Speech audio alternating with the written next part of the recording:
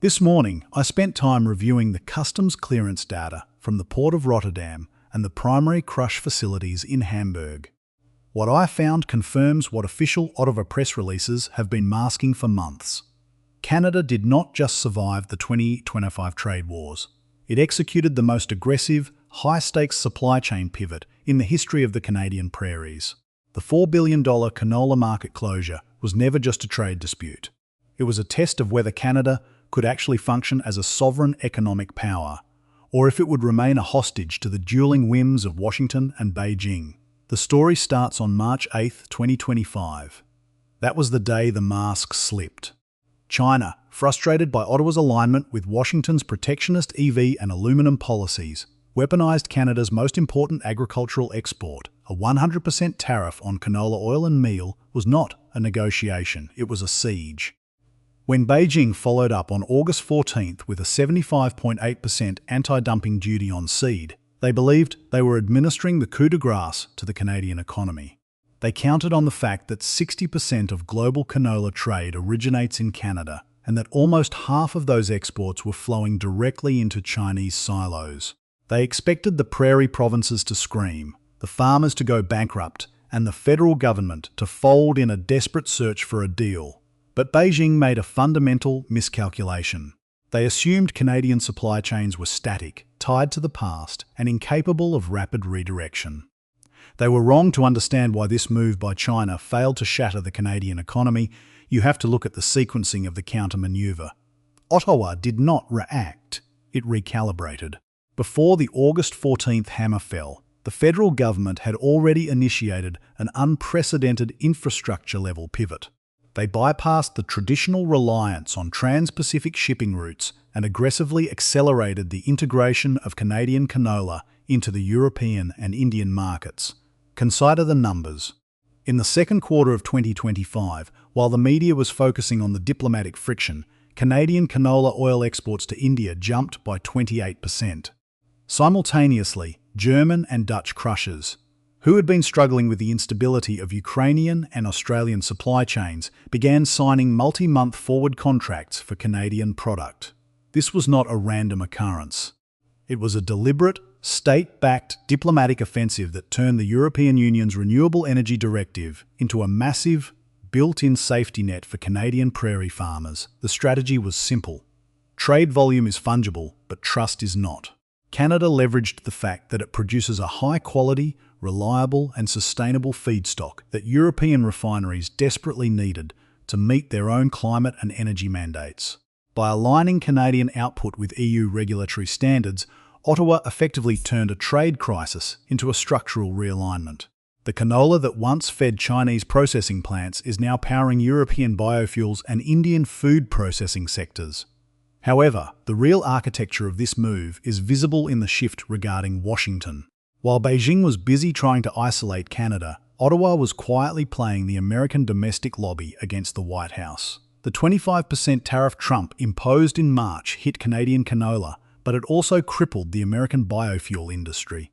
Refineries in Montana, North Dakota, and Minnesota, key states in the Trump coalition, rely on Canadian seed and oil to meet their production quotas.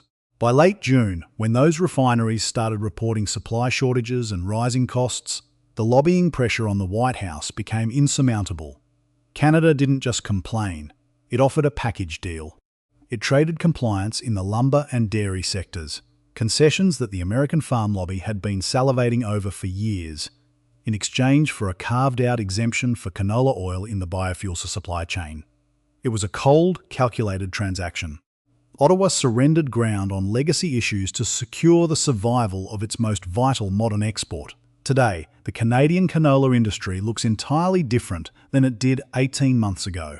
We have moved from a model of raw seed extraction, where we sent the raw material to China for them to process and profit from, to a more sophisticated, diversified export network.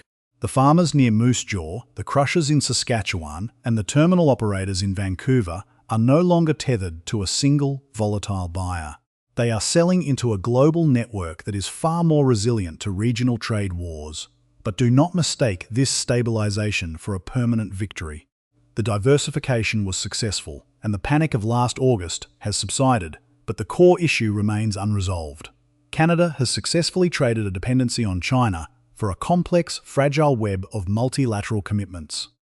We have replaced one master with a crowded room of buyers, all of whom have their own agendas and their own protectionist instincts. The question now is whether this new architecture can withstand the next shock, or if Canada has simply traded one form of geopolitical vulnerability for a more complicated, high-stakes version of the same game. The 2025 trade wars were not just an economic shock. They were the catalyst that dismantled Canada's long-standing continental comfort trap, forcing Ottawa to finally weaponize trade diversification as a core pillar of national sovereignty. By successfully rerouting canola exports to Europe and India under the shadow of dual superpower hostility, Canada proved that its economic survival no longer requires the permission of Washington or Beijing. But to understand the true strategic stakes, we have to look at what this means for the global chessboard in 2026. The pre-2025 era of easy integration with the American economy is effectively dead. We are now in a world of Fortress North America, where proximity to the US market is no longer a guarantee of stability, but rather a point of leverage for Washington to extract domestic concessions. The recent mandatory Buy Canadian procurement policies in defence and infrastructure represent a permanent hardening of our industrial strategy, a realisation that reliance on the US for critical supply chains is a liability when the political winds in DC shift toward protectionism. The implications for our global alliances are even more profound. Canada has shifted from being a passive participant in North American trade to a proactive connector of global commodity networks. By embedding our canola and resource sectors into European green energy mandates and Indian food security frameworks, we have created a multi-layered buffer. If one market slams its doors, we no longer face a total collapse. We have established the logistical and diplomatic architecture to pivot midstream. This is not just diversification, it is the de-risking of Canadian sovereignty. However, we are currently at a knife edge. The 2026 CUSMA review, scheduled for July, looms as the next defining test of this new reality.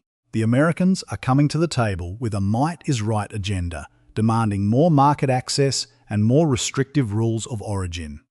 Ottawa is no longer approaching these negotiations from a position of supplication, but from a position of hard-won leverage. We have shown that we can play the international field and that we have the infrastructure to look beyond the US border. Dentons. Issue 1, the question that remains is whether Canada has the stomach to play the long game. Can we sustain this pivot, or will the domestic pressure to return to the path of least resistance, the easy, high-volume exports to a single market, eventually erode our newfound strategic autonomy? We are entering a cycle where trade policy is indistinguishable from national security. The era of the apolitical commodity is over. Every bushel of canola, every ton of aluminum, and every unit of critical minerals is now a diplomatic lever. The next major decision point is not merely about trade balances. It is about defining what a sovereign Canada looks like in a fragmented, protectionist world. Are we prepared to absorb the costs of this independence? Or are we simply waiting for the next cycle of global instability to force us back into the fold? The architecture of our future is being built right now, in the boardrooms of Ottawa and the terminals of Rotterdam, and the window for hedging is closing fast.